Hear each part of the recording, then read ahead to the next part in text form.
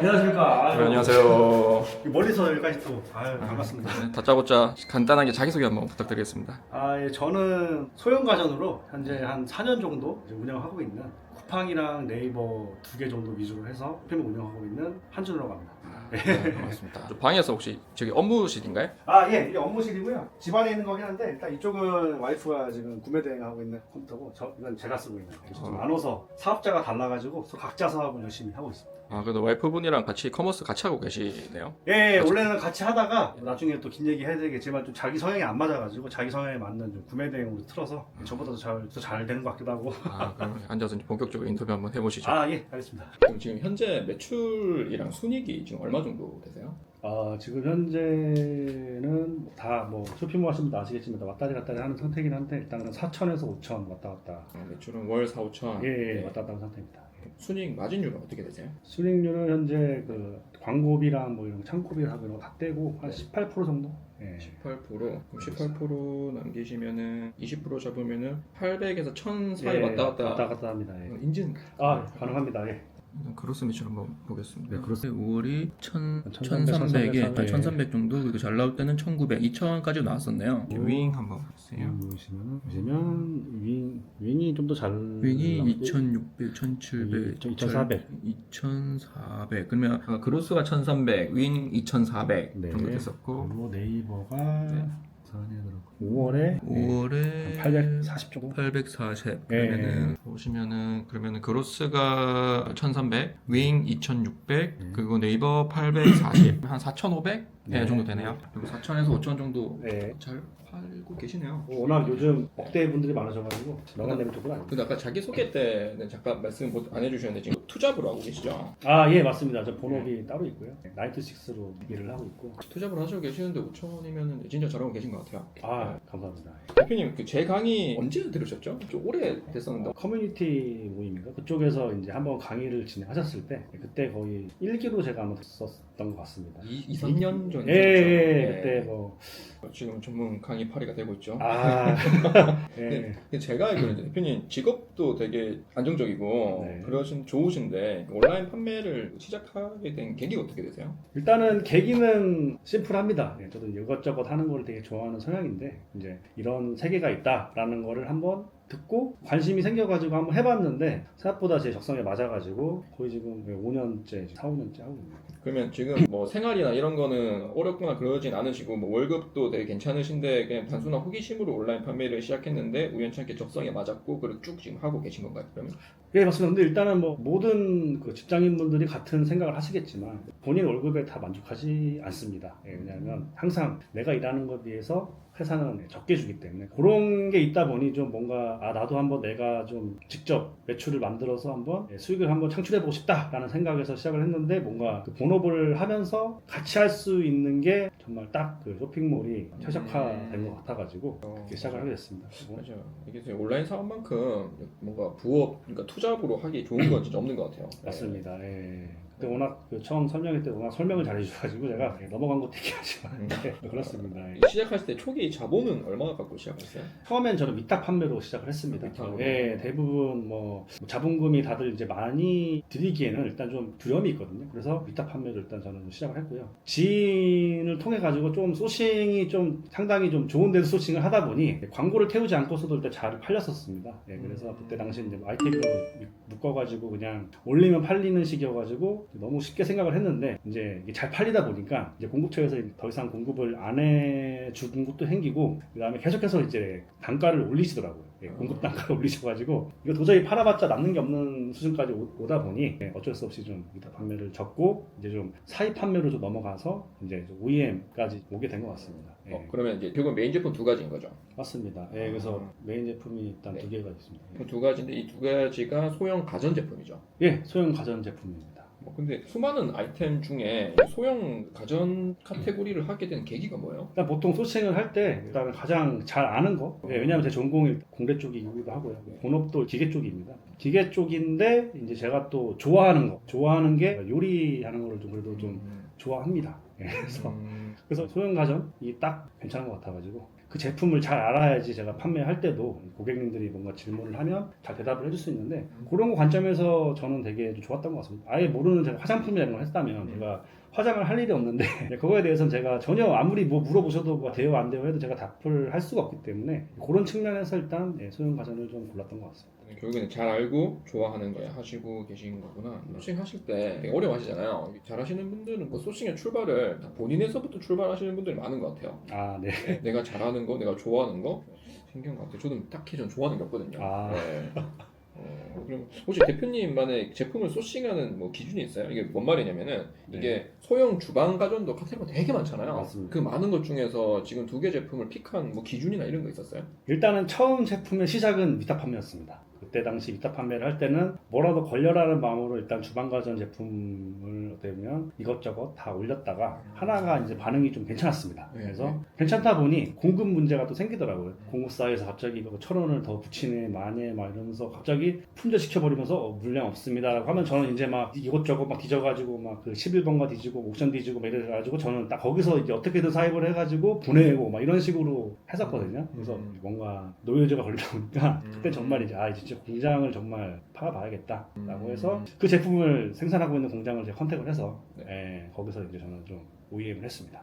왜냐하면 이미 위탁 판매를 통해서 어느 정도 리뷰라든지 이런 것도 쌓여 있었고요. 그래서 일단 나오기만 하면 저는 일단 판매가 될 거라는 건 이미 좀 어느 정도 확신을 좀 하고 있었습니다. 이미 1페이지 거의 상단이었기 때문에. 그러면 이제 다 정리하면은 처음에는 그 위탁으로 되게 많은 소형 가전 제품을 올려보다가 그 반응 오는 것이 있었고 그 반응 오는 것을 위탁으로 잘 팔다가 그것도 공급처 문제 때문에 공장을 파보자라고 해서 이 제품을 만들 수 있는 공장을 찾아서 OEM을 진행했던 거죠. 맞습니다. 그럼 이 초반에 위탁 사이트는 어디서 뽑아줬어요? 근데 제가 처음 할 때 21년도기 때문에 도매매라든지 네이버라든지 아니면 다른 플랫폼에서도 샀을 때 도매매보다 싼 경우가 분명히 있거든요. 연락을 해서 좀 싸게 몇 개씩 좀 받아가지고 그런 식으로 좀 판매를 했습니다. 그러면 정리하면은 도매매나 이런 국내 위탁 사이트에서 파는 사람한테 직접 연락을 해서 맞습니다. 거기 나와 있는 표면적인 가격보다 훨씬 더 싸게 좀 싸게 해달라고 해서 싸게 받아서 위탁을 했다 하셨다. 맞습니다. 그러면은 아까 잠깐 말씀드렸는데 그 위탁을 하시다가 이제 사업으로 넘어갔고 이제 OEM까지 이제 하게 된 거잖아요.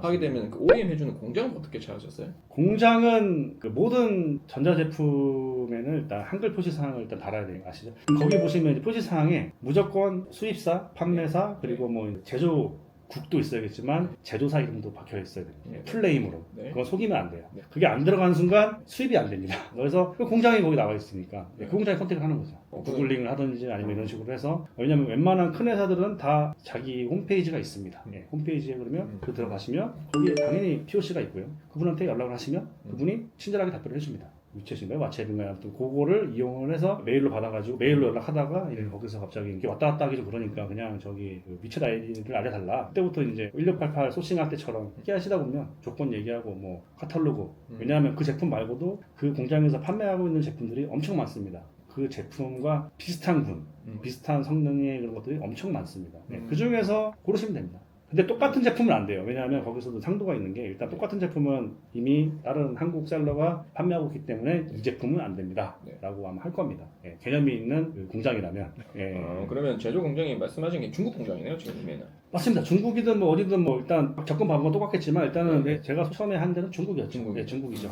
그러면 다 정리하면은 이제 위탁으로 판매하다가 공급사에서 공급가를 높여서 여기서 더 이상 위탁 공급받기 좀 어려워져서 이 제품을 실제로 만드는 공장을 찾기 위해서 한글 표시사항이라는 곳을 받고 거기에 이제 제조업체 명이 있었고 이 제조업체 명을 구글링을 해서 그 회사가 이제 큰 회사여서 그 홈페이지도 있었고 그 홈페이지에 들어가니까 그 담당자 연락처나 그런 게 있었다. 맞습니다. 그래서 거기에 이제 연락을 해서 진행을 하게 됐다. 맞습니다. 근데 그 혹시 그 뭐 제작하시는 뭐 OEM이나 그런 거 맡기시면서 그 중국 한번 가보셨어요? 공장은? 아니면은 그냥 메일이나 위챗으로만 소통했어요? 저는 메일과 거의 위챗으로만 소통했습니다.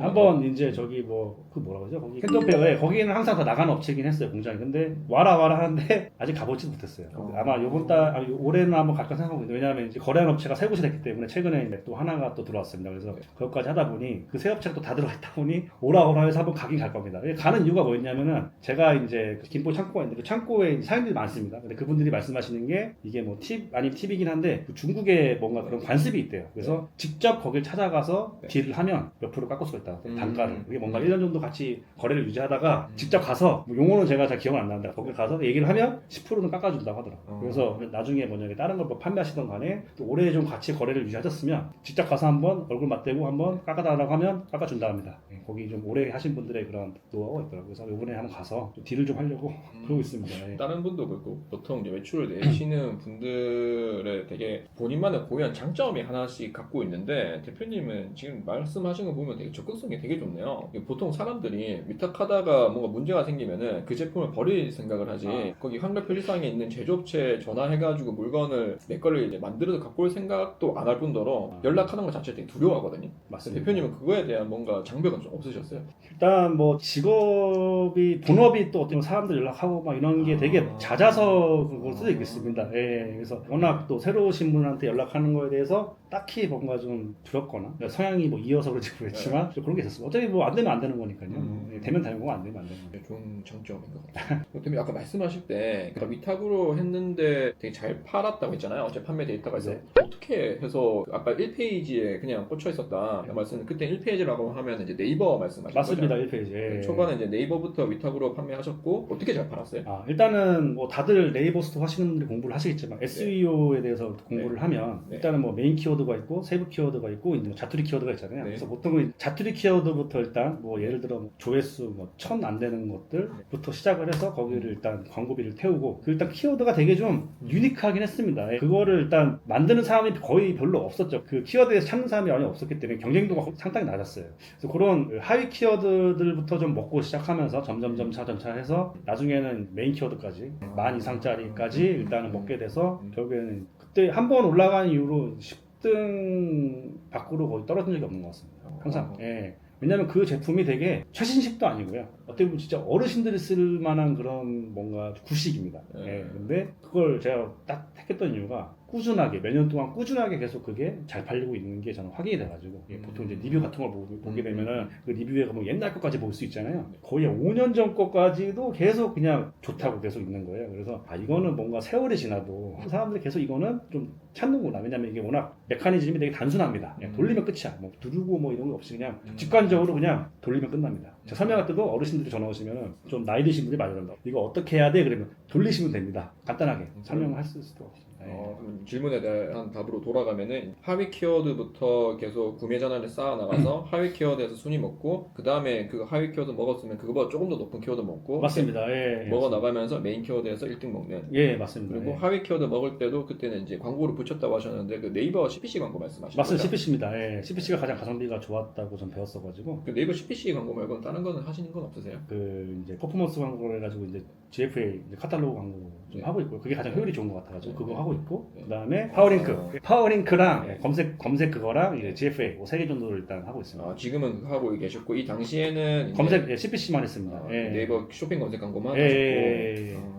운이 좋았죠. 그 당시에는 지금이랑 비교했을 때는 그렇게까지 경쟁 강도가 높지 않았던 것 같습니다. 그리고 제품도 워낙 이거 인증 제품이잖아요. 인증 제품이니까 공급업자도 훨씬 다른 공산품에 비해서 적었을 거고 그죠? 적었을 거고 모든 제품은 진짜 소싱이 진짜 가장 중요한 것 같아요. 대표님 인증 제품 많이 하시니까 첫 번째 제품이 그게 성공을 했어요. 성공을 해서 자리 잡았는데 그 두 번째 제품은 첫 번째 제품이랑 연관성이 어떻게 돼요? 뭐 완전 연관성이 있습니다. 그래서 첫 번째 제품을 가지고 이제 만들 수 있는 이제 좀 그런 요리가 있는데 그 요리와 결이 좀 다른 예를 들어서 뭔가 이제 튀김 요리를 뭔가 할 수 있다라고 하면 이제는 뭔가 이제 삶는 걸로 해보자 로 이제 하는 그런 기계가 되겠죠. 그러면 첫 번째 제품이 잘 되고 나서 두 번째 제품 이것과 연관성 있는 파생 제품을 맞습니다. 사람들이 이제 요걸 가지고 뭔가 뭐 여러 가지 뭐 구워도 먹고 튀겨도 먹고 뭐 삶아도 먹고 뭐 대표도 먹고 하고 싶은 그런 욕구를 좀 생각을 해가지고 좀 여러 가지 좀 이런 식으로 좀 늘려야겠다 생각을 해서. 그러면 이 파생 제품도 처음에 위탁을 했어요? 아니면 바로 그거는 바로 사입했습니다.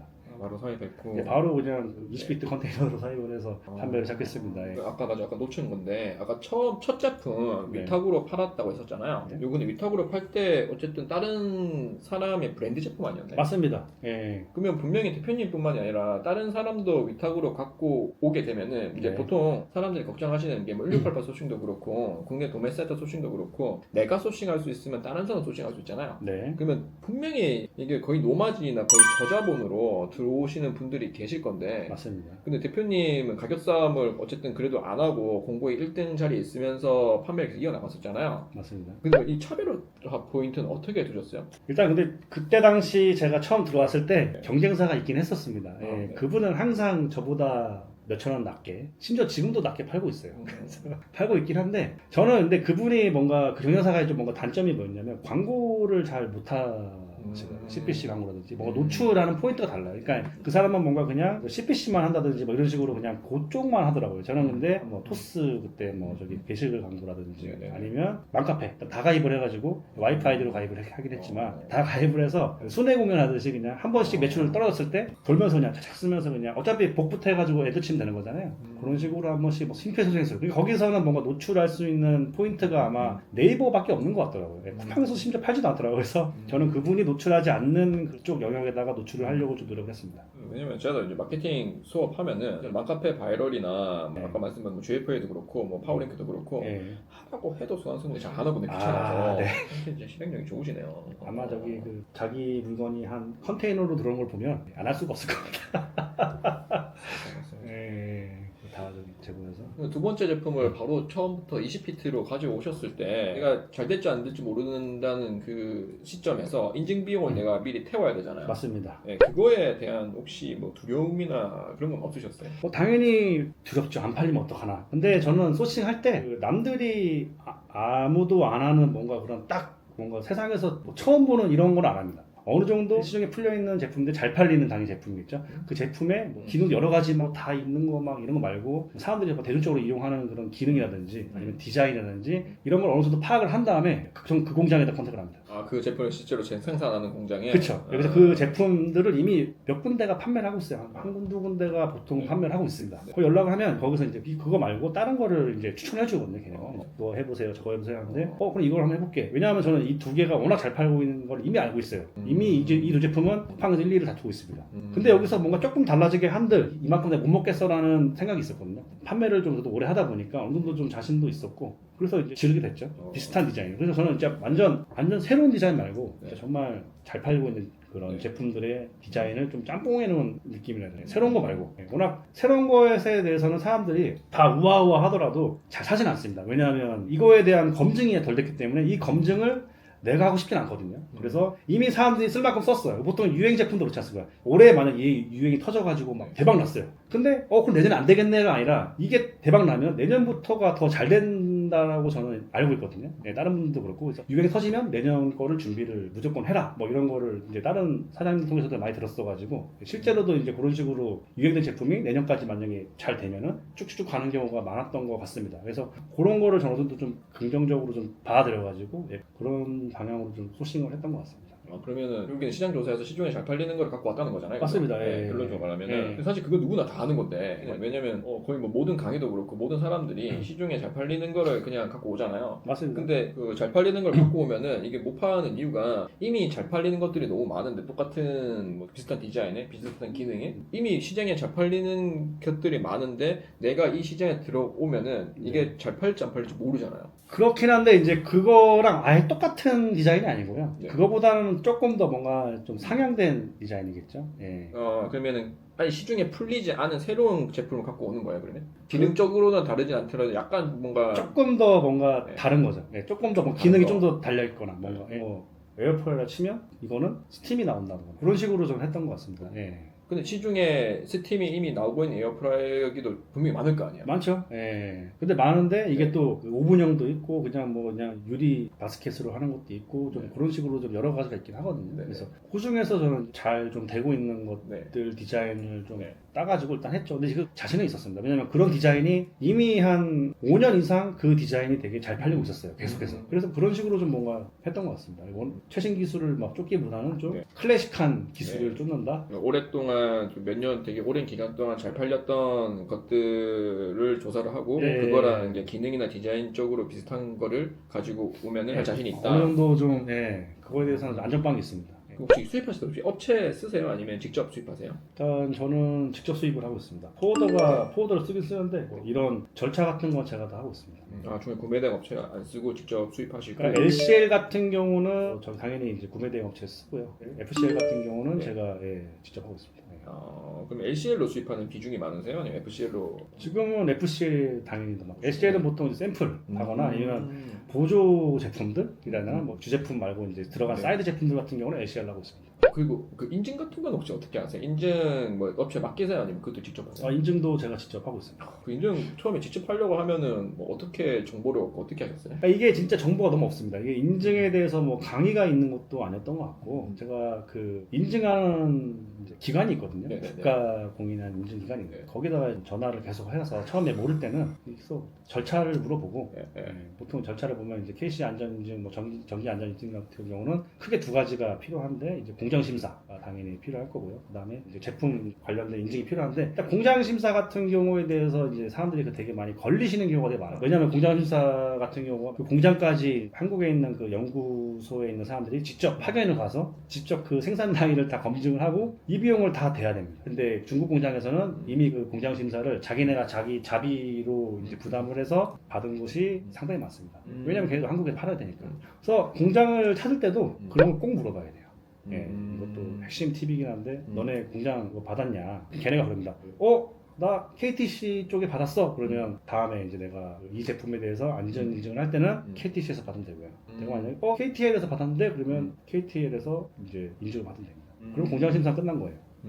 걔네가 알아서 받으니까. 그럼 이제 진짜 제품 심사만 받으면 됩니다. 그 한글 표시상에 있는 그 걔네들은 다 받았어요. 그렇죠. 큰 업체니까. 근데 이제 걔네가 중요한 거는 어느 기관에서 받았느냐. 한국에 좀 기관이 몇 군데가 있습니다. 많지는 않은데 KT에 KTC 뭐 전 두 군데 정도만 일단 기억하고 있는데 그런 기관에서 일단 공장 심사를 주기적으로 갑니다.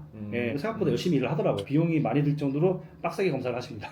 그 첫 번째 제품 인증 비용이 얼마 들으셨어요? 첫 번째 제품은 KC 안전 인증이랑 전자파 인증 두 개를 받아야 되거든요. 얼추 한 300 정도 들었던 것 같아요. 300 정도? 대행사 안 쓰고 직접 하는데도 300 들었다는 거죠. 그 정도 들었습니다. 그리고 근데 그 플러스로 이제 식검도 받아야 돼요. 왜냐하면 그 안에 음식이 담기기 때문에 식검까지 하면 이제 100 플러스 되는 거죠. 400. 400. 그럼 두 번째 제품도 그 정도 들었겠네요. 두 번째 제품 같은 경우는 조금 더 이제 구조가 조금 더 복잡해가지고 한 토탈 한 500 정도 들었고. 이게 장벽이네요. 그럼 지금 세 번째 준비 중인 제품도 얼마 들었어요?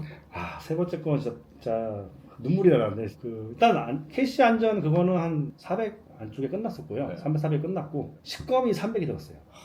왜냐하면 이게 보통 제품이 모르겠는데 좀 복잡한 기능이 들다 보니까 안에 막 뭐 펌프, 뭐 라인, 뭐 이런 거를 그냥 물이 지나가는 그냥 그 길인데 거기까지 다 확인을 해야 된대요. 그게 만약 없었으면 150이었는데 그게 들어간 순간 300이 됐습니다. 궁금한 게 처음에 혼자 보통 저는 사실은 이런 거 있으면은 다 그냥 업체 쓰려고 하는 편이거든요. 근데 이거 혼자 하면은 기간은 어느 정도 걸려요? 공부하고 뭐 찾고 시행착오 겪고 막 그러잖아요. 근데 처음에 제품 인증받는 기간 한 얼마 정도 걸렸어요? 신청하는 것까지는 한 달 안 걸렸습니다. 공부하고 하는데 한 달 안 걸렸어요. 진짜요? 그냥 거기 물어보면 다 알려주세요. 이렇게 저렇게 해서 거기 제출해야 될 서류가 이제 쭉 있는데 그거 주면서 그냥 거기 작성해서 주세요 하면 대부분 다 그냥 공장에서 정보를 얻을 수 있습니다. 뭐 설계도라든지 뭐 재질, 각 부품마다 재질이 뭐며 설계도가 어떠며 그다음에 뭐 그 전류가 뭐 몇 암페어고 몇 볼트고 뭐 이런 거 여러 가지 이제 그런 인증을 받은 제품인지 그리고 또 하나 팁을 드리면 이 인증 제품도 그 중국 공장이 한국에만 물건을 팔지는 않잖아요. 그렇죠. 유럽이라든지 뭐 이런 다른 나라에 팔거든요. 그럼 거기 그러면 걔네들이 거기다 팔기 위해서 이제 유럽 인증이 CE 인증이라고 있습니다. CE 인증. 그 인증을 받았냐라고 물어보시면은 걔네가 받았다라고 하면 그러면 그 KC 인증 기간이 예를 들면 6개월이 된다 치면 한 3개월로 줄어듭니다. 그러니까 이미 딴 나라 인증을 받았기 때문에. 근데 진짜 이건 내가 한국에다가 처음 만들어서 하는 거다. 그럼 아무 인증이 없어요. 그건 정말 생짜로 내가 인증을 다 받아야 돼요. 그러면 비용도 비용이겠지만 일단 기간이 최대 6개월 이상. 그래서 거기서 안내를 해주시는 게 너네 이거 C 받았어요? 안 받았는데 한 반년 이상 걸릴 텐데 괜찮겠어요? 라고 합니다. 그러면 어쩔 수 없죠. 대표님 기다리셔야죠. 기간이 어느 정도 걸리셨어요? 인증 받으시는데 일단 기본적으로 다 한 3개월, 3개월씩. 네, 2, 3개월 걸렸습니다. 네. 근데 이게 진짜 큰 장벽이네요. 그래서 보통 이제 계절 상품 준비하실 때도 또 여름 거를 준비할 때 봄에 준비하고 겨울 걸 준비할 때 여름에 하잖아요. 그런 프로세스로 준비하시면 딱 맞을 것 같은데 제 생각에. 세 번째 제품을 거의 좀 작년 여름에 소싱했던 거예요. 근데 거의 이제 왔습니다. 네, 그래서 진짜 이게 열심히 할 수 있는 기간에 열심히 하시는 것도 좋은 것 같습니다. 뭐 이 영상 보시는 분들이 만약 인증 제품 관심 있다고 하면은 인증을 혹시 그 대표님처럼 본인이 직접 찾아가지고 인증기관에 전화하고 확인해서 본인이 진행하는 걸 추천하세요? 아니면 인증나라나 캐시 인증나라나 그 대행사를 쓰는 걸 추천하세요? 일단 한번 물어보시고 거기서 뭔가 서류를 막 줄 거 아니에요. 네. 봤을 때 이거는 진짜 내가 하기엔 좀 아닌 것 같다라고 하면 대행사 찾으시고 뭐 많이 있잖아요. 요즘 뭐 저도 KC 인증나라인가요? 네네. 그쪽에다가 이제 많이 소개해 주셔서 많이 네. 물어보겠는데 거기서 보통 이제 KC 대행도 하더라고요. 그러니까 네네. 그래서 맡기진 않았습니다. 저도 한번 해보고 아니면 맡기지라고 했는데 보니까 뭔가 할만하더라고요. 그래서 미친 듯이 어렵지 않습니다. 왜냐하면 뭐 테크니컬 기술적인 부분이야 다 공장에서 거기서 엔지니어들이 다 있거든요. 알려달라면 다 알려줍니다. 걔네가 왜냐 그런 거는 워낙 또 이제 한국의 고객이 저만 있는 것도 아니고 여러 사장님들이 있기 때문에 저희가 뭘 원하는지 정확하게 다 알고 있습니다. 그래서 이미 다 가지고 있는 경우도 많고요. 다 나가면 줘요. 일단 그 관련 기관에 전화를 해보셔라. 네, 거기서 절차를 일단은 좀 숙지하시고 숙지를 해야 나중에 대행사를 쓰시더라도 눈탱이를 맞지 않겠죠. 갑자기 궁금한 게 인증 네. 제품을 이제 수입할 때 전체적인 그 플로우가 어떻게 돼요? 그러니까 예를 들어서 공장에서 이 제품을 소싱하고 싶어라고 네. 하면 이제 샘플 하나 받잖아요. 샘플 네. 받을 때는 사실 필요 없잖아요, 인증이 그죠? 샘플 받을 때도 인증이 필요하긴 합니다. 그래요? 그래서 원래 그게 좀 될 때도 안 돼, 곱볼보기긴 하거든요. 한 네. 번은 제가 그게 걸렸어가지고 네, 한번 그걸 통과하는 게 힘들었는데 처음 거는 이제 잘 통과됐는데 두 번째 제품 할 때는 통과가 안 됐어요. 이게 아무리 샘플 제품이지만 이게 캐시 인증이기 때문에 어떤 식으로 했냐면은 이 제품 그대로 저기 인증기관에다 보낼 겁니다. 라고 이제 그 인증기관에다가 뭔가 증을 받고 그거를 세관에 제출해서 세관에서 보내줬습니다. 그래서 바로 그냥 그거는 바로 그 연구원을 바로 갔어요. 인증 제품이다라고 이제 증명을 하면 세관에서는 그래? 그러면서 이제 보내줍니다. 통과를 시켜주는 거죠. 그 샘플은 어떻게 받아요? 그러니까 만약에 하나를 내가 중국 가기 전에 네. 어떤 제품을 소싱하고 싶은데 네. 공장에서 괜찮은 제품을 찾았어요. 네. 찾아서 내가 한국으로 받아서 이걸 봐야 되잖아요. 봐야죠. 근데 샘플을 이제 하나를 시키잖아요. 그 샘플 링 단계에서 인증을 받을 수는 없잖아요. 아까도 말씀드렸지만 비슷한 제품을 파는 업체가 있다고 그랬잖아요. 네. 그 업체 걸로 어느 정도 가늠을 합니다. 다른 제품이잖아요, 근데. 그쵸, 좀 다르긴 하죠. 근데 이게 바로 가는 건 아니고 일단 여기 왔다가 좀 있다가 이제 며칠 안에만 보내면 되긴 하거든요. 바로 그냥 가는 건 아니고. 연구소에. 예. 그 연구소에 보낸다는 거는 그러니까 만약에 샘플을 받았는데 샘플은 내 마음에 안 들 수도 있잖아요. 안 될 수도 있다고요. 네. 근데 저는 어느 정도 확신을 가지고 일단은 다 했었어가지고 디자인이 많이 다르지도 않고 그냥 네네. 그리고 성능에 대해서 일단 같은 공장에서 일단 생산하는 거기 때문에 껍데기만 다르지 안에 쓰고 있는 그런 뭐 가열 도구라든지 이런 프로세스는 동일합니다. 동일하거든요. 그거 쓰는 것도 제품도 그렇고. 제가 이해한 게 그러니까 어차피 시중에 기존에 어차피 이미 잘 팔리고 있는 거에 같은 공장에서 나오는 거니까 기존에 잘 팔리고 있는 거랑 조금 다르다 하더라도 기능적이나 이런 것들은 검증이 끝난 거라고 생각합니다. 검증이 끝났을 거고 그리고 그 같은 공장에 생산을 하는 거니까 기술력이나 이런 것도 똑같겠지 맞습니다. 하고 이제 그 공장에 대한 믿음 메타네요, 어떻게 보면은. 어느 정도 그렇습니다. 그리고 왜냐하면 일단 그런 한국에 있는 그런 연구소나 연구원에서 일단 인증을 받았다는 거는 KC를 받았다고 보면 되죠. 걔는 인증을 받았다. 공장은 인증을 받았기 때문에 그런 인증이 없는 공장들은 솔직히 좀 믿을 수가 없죠. 거기다가 몇 천을 태우는 건 좀 힘드니까. 근데 어느 정도 뭔가 판매를 하고 있는 공장이고 하다 보면 좀 믿음이 있기 때문에 저는 그냥 태우는 거죠. 그러면 그 플로우를 다시 넘어가면 이제 샘플을 하나 받고 나서 얘를 이제 인증센터로 바로 보내시고 그 인증센터에서 인증이 끝나면은 그때 이제 그 인증서가 나오면 그때 수입을 절차를 진행하시는 거고 인증이 끝나면 이제 거기 그 인증 제품들을 다시 이제 저한테 돌려줍니다. 3개가 됐다고 치면 3개가 다시 돌아오면은 인증 끝났다, 케이스 나왔다라고 하면 이제 그때 딱 이제 걔네한테 콜을 넣어가지고 이제 생산이 시작되는 거죠.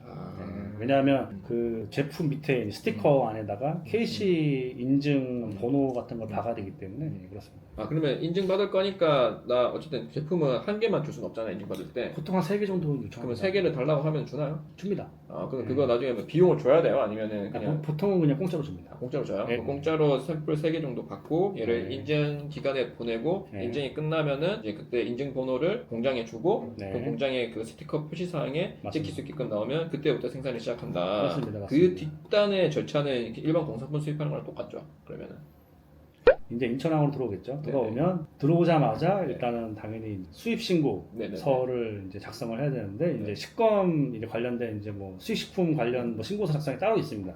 그거를 이제 작성해서 제출을 하면 식검 식약처에서 이제 여기서 나와서 식검을 하겠죠. 근데 처음 이제 수입했을 때는 무조건 정밀 검사를 받아야 되고요. 예, 정밀 검사를 하면 이제 거기서 샘플을 채취해가지고 몇 개를 채취해서 식약처에서 또 어떻게 보면 이제 그 아래에 있는 그 연구소로 가져가요. 걔네가 이제 그걸 가지고 이제 음식물이 닿는 그 부위별로 다 실험을 합니다. 네. 실험을 해서 이게 인체에 해롭지 않은지 네. 그거를 판단을 해서 통과가 되면 따뜻한 통과가 되면 그러면 이제 다음 단계로 넘어가는 거죠. 다음 단계 KC, 네. KC 이제. 근데 이미 KC 인증을 받았기 때문에 약식으로만 이제 좀 검사를 하고 끝나면 이제 반입을 할 수 있습니다.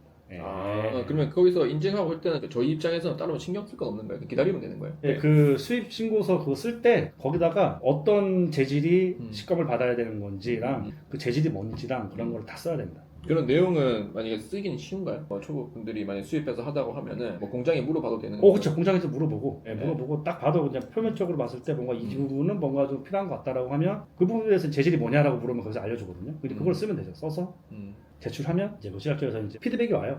이거 좀 이상한데요, 잘못된 것 같아요. 그럼 계속 왔다 갔다 하면서 그냥 재질 넣고 빼고 재질 넣고 빼고 하다가 보면 통과가 됩니다. 그럼 물건이 한국항에 들어오고 나서 그 1년의 일이 하는 그 진행되는 건가요? 그렇죠. 예, 그게 다 통과가 돼야 마지막에 이제 저희가 이제 부가세 신고랑 뭐 이런 걸 여러 가지 신고를 그 관리사님이 하면 이제 물건이 나오겠죠. 근데 이게 처음에는 좀 빡센데 식검 정밀 검사가 처음에만 정밀 검사를 받아야 되는 거고 예를 들어 이제 만약에 100kg 이상 100kg 이상을 수입했을 때 정밀 검사를 받으면 그 이후부터는 이제 서류 심사로 그냥 끝납니다. 거의 뭐 한 1시간 컷해요. 1시간 컷.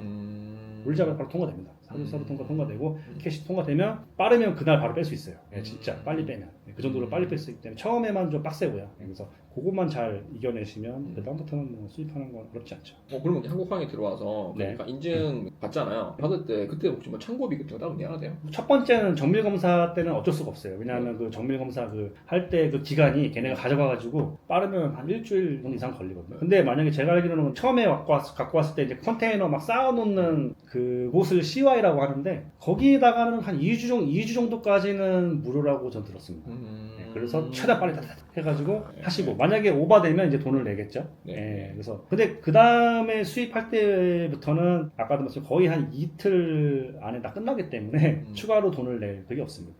아마 제가 말씀하시면서 대화하면서 느낀 건데 이 영상 보시는 분들이 뭔가 좀 어려워서 분명히 다 대행사 맡기실 것 같긴 한데 그래도 한 번만 해보시면은 좋을 것 같습니다. 소싱은 이 정도로면 하면 될 것 같고 소싱한 다음에 상세 페이지 기획은 어떤 식으로 하세요? 근데 기획은 어떤 그 경쟁사 네. 일단 뭐 다들 그렇게 하시겠지만 경쟁사에 잘 팔고 있는 사람의 상세 페이지를 일단 쫙 한번 스크린하고요. 그래서 3-4개를 골라놓고 이제 그걸 어떻게 보면 좀 믹스를 하면서 내가 이 제품에 좀 더 부각하고 싶은 부분을 위주로 배치를 합니다. 딱 집어서 뭐라 말씀드릴 수는 없네요. 경쟁사도 예. 벤치마킹 한다. 맞습니다. 예, 네이버 1등 뭐 2등 하시는 분들이 저보다 잘났으니까 잘 팔고 계실 거기 때문에 그렇게 해야 뭔가 제 생각이 좀 덜 들어가고 좀 더 뭐 객관적인 뭔가 시각으로 좀 볼 수 있는 것 같아요. 예. 뭐 촬영이나 그런 거는 청소배 제작은 본인이 스스로 하세요? 아니면 아닙니다. 업체 그건 업체 씁니다. 촬영이나 저는 이제 솔직히 상세 페이지 만드는 거에 비해서 전체가 만약에 100이라 치면 사진에 거의 한 80을 쓰는 것 같습니다. 100만 원을 치는 거 80이 저는 사진을 씁니다. 사진이 정말 중요하다 생각을 해가지고 왜냐면 특히 제 거 같은 경우는 일단은 음식물이 나와야 되거든요. 그래서 저는 그 식당 메뉴판 막 찍어 나오는 그런 요리들 보면 되게 맛있게 나오잖아요. 제품보다는 좀 요리를 좀 맛있게 좀 보이게 하기 위해서 그거 전문 기사님으로 저는 좀 섭외를 했어요.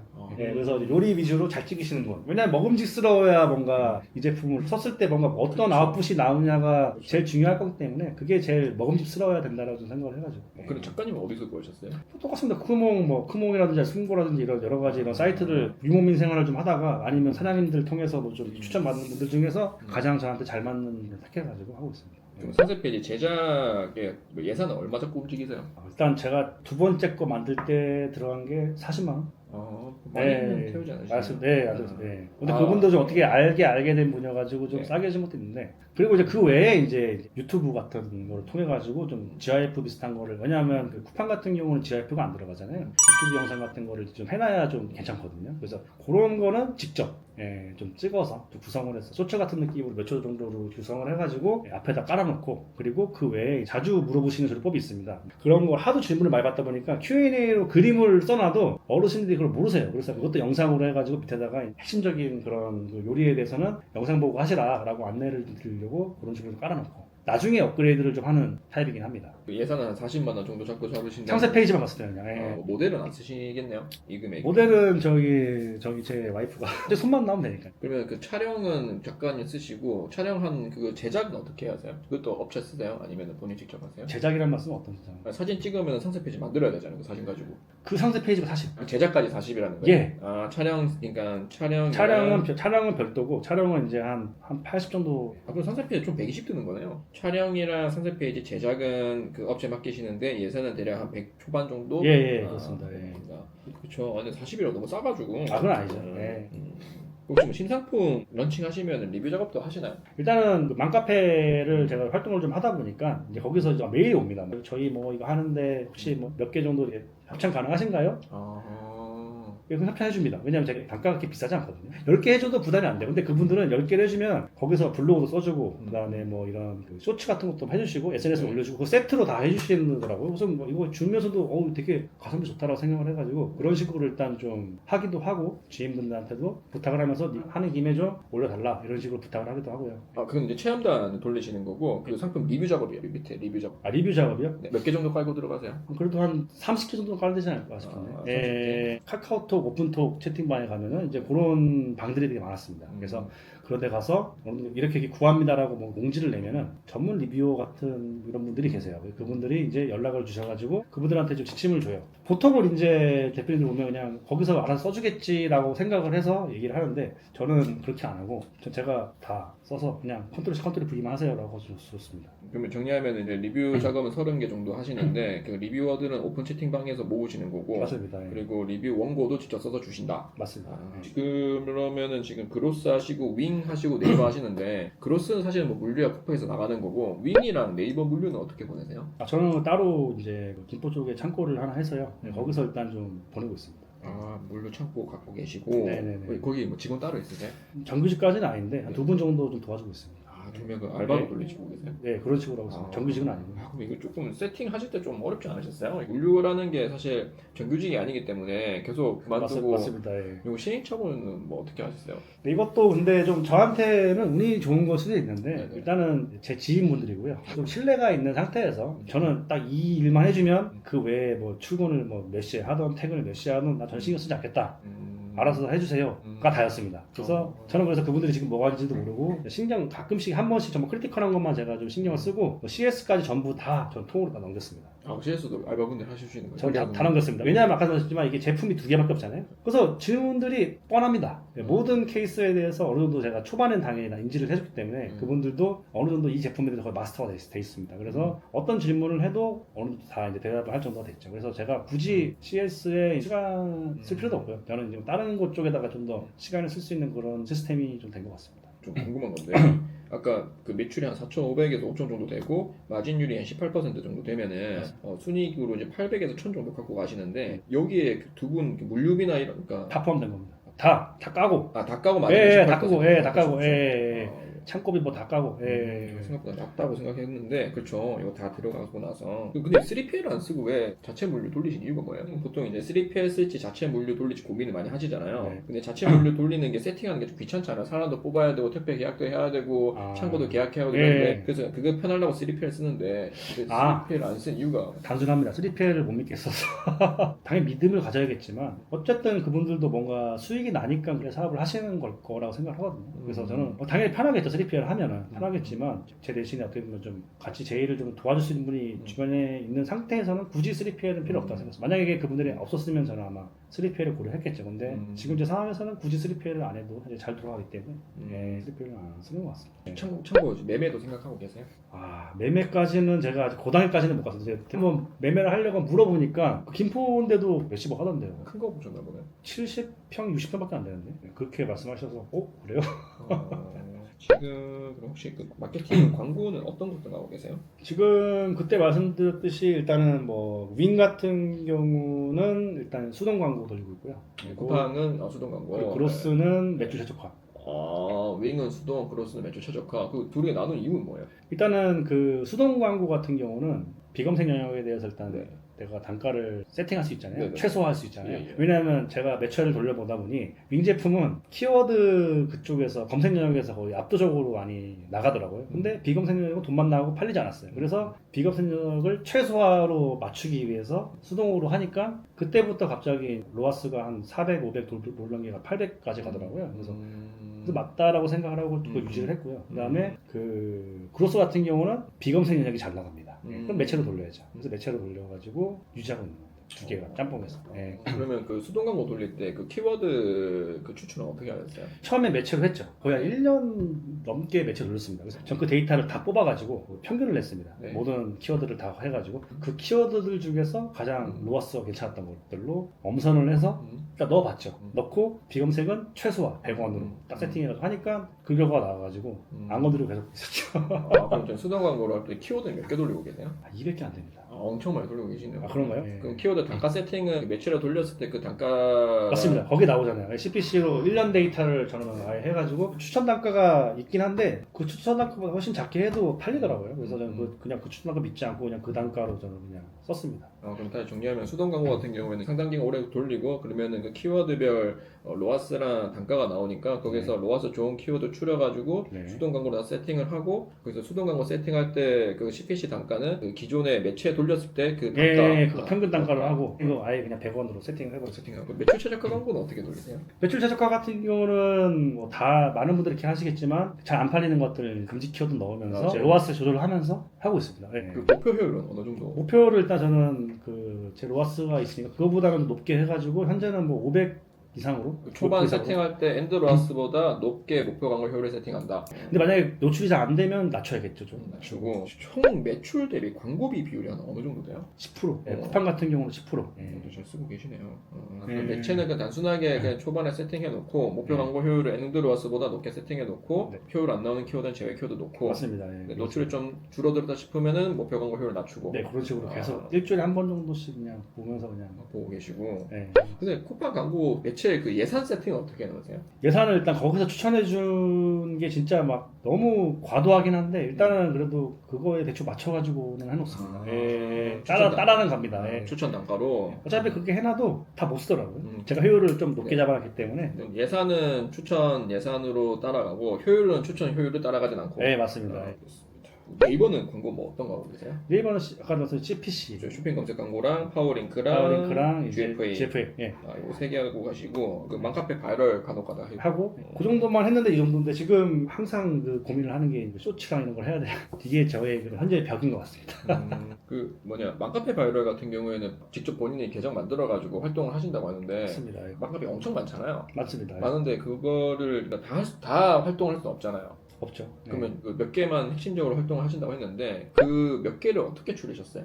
네이버 카페에 가시면 그쪽에서 이제 뭔가 키워드 같은 거 쳤을 때 글이 상위권에 올라오는 그런 글들이 있을 거 아니에요. 그 글이 발행된 카페가 웬만하면 다 이제 좀 노출이 잘 되는 그런 카페인 것 같더라고요. 그 카페에 들어가시면 이제 게시글 같은 거 보면은 네네네. 옆에 조회수가 있잖아요. 네네네. 회원수가 엄청 많은데 네. 조회수가 막 10개도 안 되고 막 100개도 안 되는 데가 있는데 거기는 좀 거르시고 네네네. 들어갔는데 막 글을 하나 올렸는데 뭐 몇백 개가 된다. 거긴 당연히 노릴만 하겠죠. 그러면은 그 맘카페가 많은데 거기서 회원 수를 보지 말고 네. 그 사람들이 그 쓴 글들의 조회수를 봤을 때 맞습니다. 조회수가 이제 좀 잘 돌아가는 것 같은 카페들 위주로 예, 그런 위주로 했습니다. 그러게 또 맘카페 너무 많지 않나요? 네. 비교를 해보시면은 좀 잘 되는 데랑 못 되는 데랑 너무 차이가 많이 나가지고 추리는 작업이 좀 필요하긴 합니다. 그때는 이제 바이럴 한 번씩 다 해보시고 글 써보시고 추리는 건가요? 반응도 보고. 아니죠. 일단 어느 정도 좀 추려놓은 다음에 시작을 해야죠. 왜냐하면 그것도 막 등업을 하려면 네, 뭐 네, 댓글 네. 써야 되고 네, 엄청 많거든요. 네, 그래서 네, 네. 그런 거를 좀 하려면 어느 정도 네. 집중도 있게 해야 되기 때문에 어느 정도 있는 곳만 일단 좀 추려서 해야죠. 핫딜 위주로 하세요? 아니면은 약간 뭐라 그러지? 우리가 흔히 얘기하는 우리가 침투에서 막 침투 바이럴 정도. 아니 근데 저는 핫딜로만 핫딜로만 예, 해요. 침투까지 하기에는 너무 인풋이 많이 들어가서 예, 일단 음. 가장 효율이 제가 봤을 때 그게 좋은 것 같아가지고 그러면 핫딜은 당연히 핫딜 게시판에 글을 쓰시겠고 그 핫딜 하실 때 기본 원래 판매하고 있는 거에 뭐 쿠폰을 먹인다든지 아니면 가격 좀 천온 상태에서 핫딜을 치세요? 아니면 그냥 정상가에서 핫딜을 치세요? 저상가서 합니다. 아, 그 정상가에서 핫딜 치시고. 예, 보통 처음 올렸을 때 좀 효율이 좋고요. 그 다음 올릴 때는 점점 좀 효율이 떨어지긴 해요. 아, 그러면 대표님이 핫딜 글 쓰시고 과거에 썼던 걸 안 지우세요? 지우죠. 예, 지우지만서도 이제 수시로 들락날락 하시는 그런 음, 열혈 분들이 계시거든요. 그런 분들한테 음. 한번 걸리면 이제 날아가고 막 하기도 한데 그런 분들을 잘 피하셔야죠. 그러면 지금 이제 매출 이 정도 월 한 5천 정도 나올 때 매출이 자연 매출이랑 광고 매출 두 가지가 있잖아요. 네. 그 자연 매출이 커요, 광고 매출이 커요? 거의 딱 중간입니다. 아, 5대 5고 그러면은 이제 자연 매출은 이제 순위로 들어가는 거겠고 네. 그러면 이제 광고 매출 중에서의 포션은 광고 매체마다 어떤 게 제일 많아요? 쇼핑 검색 광고나 쇼핑 검색하고 나와요. 예. 아, 쇼핑 검색 예, 광고죠. 거기가 제일 많습니다. 예. 그다음에 뭐 파워링크나 이런 거는 그냥 간간히 들어오는 거예요. 간간히 들어오고, 예. 그럼 GF에는 GFA도 거의 간간히 들어옵니다. 간간히. 예. 간간히 들어오는데 효율 되게 좋고 효율 좋아서. 예. 그리고 매출이 떨어질 때마다 커뮤니티 바이럴 핫딜하고 그쵸. 핫딜하고 그 쿠팡 같은 경우에는 이제 수동 광고랑 매출 최적화 광고 그리고- 돌리고 있고 그리고 이제 한 번 한 거긴 한데 그냥 뭐 이런 그 쇼핑 라이브라리나 그런 것도 네, 한 네, 번씩 이제 외국체 써가지고 한번 네, 해보기도 했고요. 예. 쇼핑 라이브도 해보시고 그것도 되게 좀 효율이 좋더라고요. 전문 음. 그런 배우들 써가지고 한번 해서 그 영상을 이제 줍니다. 그래서 그 영상을 잘라서 쓰시라고 그 영상을 쫙 깔아놓으면은 조금 더 제품에 대한 좀 신뢰도가 많이 좀 높아지죠. 예. 그럼 핫딜 하실 때 그 링크를 네이버로 넣으세요? 아니면 쿠팡으로 넣으세요? 저 네이버로 합니다. 네이버로 넣는 이유가 쿠팡은 뭐예요? 쿠팡이 좀 상당히 마진율이 그래도 네이버보다는 낮잖아요. 예, 그래서 웬만하면 네이버로 좀 하려고 하고 있는데 쉽지는 않네요. 바이럴 링크는 네이버로 넣고 예, 웬만한 건 다 네이버 쪽으로. 혹시 트래픽 쓰세요? 혹시? 옛날에 할 때는 막 쓰려고 막 시도하긴 했었는데 지금 안 씁니다. 지금 네이버 지금 트래픽 안 써도 어쨌든 두 개 제품은 지금 상위 잡고 있는 거죠? 지금 한 개는 상인데 한 개는 조금 좀 이제 그냥 광고로만 좀 팔고 있는 방울 거예요. 예. 올라오겠죠 뭐. 근데 보통 투잡으로 쇼핑만 하시는 분들이 보면 저 수강생 분들도 많고 투잡으로 되게 하시는 분들 많은데 절대 투입 시간이 적더라고요 쇼핑몰에. 아. 네, 그냥 대표님도 어쨌든 직장을 되게 오래 다니고 계시고 근데도 쇼핑몰도 잘하고 계신데 쇼핑몰을 이제 하루에 하는 시간은 어느 정도 되세요? 일단은 그 결론적으로 요즘은 거의 투자를 안 하고 있어요. 왜냐하면 네. 워낙 시스템화가 돼가지고. 네, 네, 예. 네. 근데 이전에는 제가 혼자 할 때는 그때는 제 와이프가 어떻게 보면 이제 좀 도와줬었고요. 네, 그리고 이제 제가 아침에 이제 새벽에 뭐 일어나가지고 좀 그런 거 좀 CS 정말 급한 거 아니고서는 그냥 모아놔 쌓아두고 새벽에 답변도 달고 이따 보낼 거 다 보내고 처리할 거 다 처리하고 출근을 했습니다. 예, 그런 식으로 하고 저녁에는 들어와가지고 이제 좀 광고 이런 거 잘 들어가는지 좀 체크하고 그런 식으로 이제 살다가 어쩔 수 없이 좀 자동화를 좀 하게 되면서 현재는 좀 그렇게 하고 있습니다. 극단적으로 정말 일주일에 1시간 아 지금은요? 거의 투자 안 하는 것 같아요. 그래도 일주일에 1시간밖에 일 안 하시는데 한 달에 그래도 800에서 1000씩 벌어다 주는 돈통이 생긴 거네요. 저도 매출 이런 거 잘 집계를 안 하다가 이런 게 좀 중요하다고 해가지고 진짜 오랜만에 집계를 한번 해봤거든요. 그래서 그렇게 나오더라고요. 예전에 하루에 뭐 1시간, 한 달에 뭐 3, 4시간만 일해도 월 1000만 원 번다는 영상 엄청 많으면서 뭐 사기꾼이 아니네 이런 말 되게 많았잖아요. 아, 네네네. 사실 세팅 하는 데까지는 사실 갈아 넣어야 되는데 맞습니다. 세팅이 되면은 그죠. 맞습니다. 자동으로 돌아가는 것 같아요. 그럼 대표님 지금은 안 하시고 예전에 한참 하실 때는 뭐 퇴근 후 시간이랑 새벽에도 일찍 일어나시고 주말에도 거의 쇼핑몰에 아, 맞습니다. 예. 근데 지금 어쨌든 잘 하고 계신데 퇴사를 하지 않는 이유가 뭐예요? 일단은 뭔가 달라진 게 좀 제가 좀 보수적으로 변한 것 같아요. 아 결혼하시고 나서 예, 좀 보수적으로 변한 것도 있고 일단 그 제일 중요한 거는 일단 저를 대신해서 정말 믿고 맡길 친구들이 좀 나타나가지고 더 이제 안 하고 있는 것 같습니다. 저는 그리고 개인적으로는 사업이란 게 뭐 저도 많이 해보진 않았지만 투입 시간을 많이 한다고 해서 그 사업이 막 극단적으로 더 좋아지거나 라고 저는 생각을 하지는 않아가지고 저만 그런지 모르겠지만 사람마다 다르겠지만 분리를 좀 해놓는다 그래야지. 왜냐면 좀 어느 정도 매너리즘이 좀 와 있는 상태도 있긴 했어가지고 한 번씩 바짝 할 때만 이렇게 좀 해놓고 한 번 또 이제 만들어 놓으면 또 이제 지금처럼 또 살겠죠. 이렇게 1년에 한두 개씩만 이렇게 하는 게 좀 현재까지 좀 밸런스에 맞는 것 같아요. 아 그럼 대표님은 회사 생활이 그렇게까지 스트레스 받고는 나쁘지 않나 보네요. 당연히 근데 스트레스가 다 있죠. 예, 있긴 한데 이제 뭔가 회사 생활이란 게 제 자신을 어떻게 좀 규칙적으로 만들어주는 그런 어떻게 보면 동기부여 아닌 동기부여인 것 같아요. 제가 제 자신을 잘 알기 때문에 제 자신을 컨트롤 잘 못할 것 같아요. 되게 좀 뭔가 좀 게으러질 것 같아가지고 그래서 좀 자기 절제 수단으로 그 회사를 쓰고 계신 거네요. 어떻게 보면은. 너무 극단적으로 이렇게 말씀하신 것 같아요. 아무튼 이제 좀 어느 정도 좀 규칙적인 생활이 제가 좀 중요해서. 예.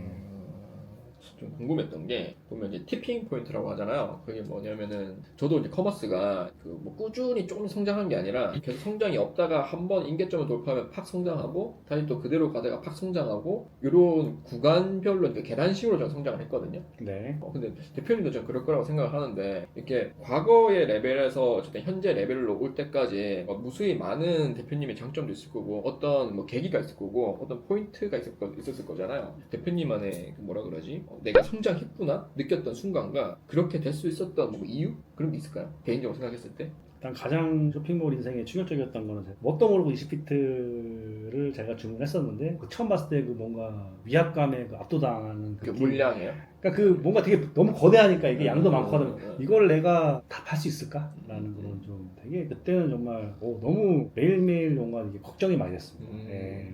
근데 한번 다 팔고 나니까 좀 자신감이 생겼던 것 같아요. 예. 뭐 컨테이너가 몇 개 오던 다 팔면 된다. 그러면 한 20비트 받았던 거를 극복했던 거. 극복하고 나서 창고를 계약했을 때 많은 생각이 들었어요. 혹시 그럼 지금 뭐 온라인 판매 지금 잘하고 계시는데 관련해가지고 갖고 있는 고민이나 혹시 목표, 방향성이 어떻게 되세요? 일단은 소형 가전이 정말 저한테 잘 맞긴 한데 음. 이게 좀 한계점이 좀 있다라고 생각을 하는 게 저희 제품에 대해서 칭찬해 주신 분도 계시고 리뷰도 되게 좋은 분들이 많으신데 근데 그분들은 그냥 그때만 딱 좋다라고 할 뿐이지 재구매할 확률은 거의 없거든요. 그게 망가지지 않는 이상. 그래서 지금 좀 아쉬운 거는 좀 더 이제 재구매율이 높은 그런 상품군을 한번 좀 해보는 것도 좋겠다. 그래서 그쪽으로 좀 하지 않을까.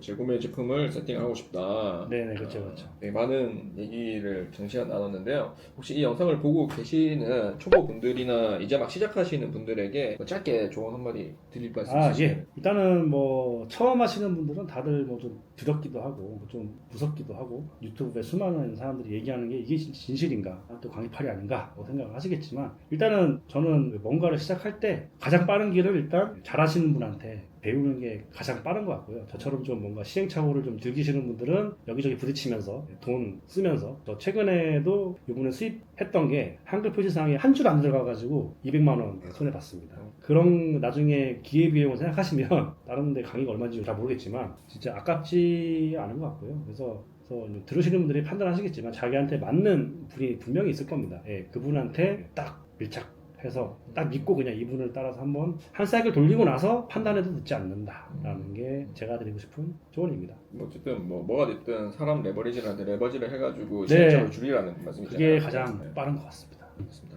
오늘 어쨌든 장시간 인터뷰 응해주셔서 감사합니다. 예, 감사합니다. 영상이 유익하셨다면 구독, 좋아요, 알람 설정 부탁드리겠습니다. 네, 그럼 한드리겠습니다. 감사합니다. 감사합니다.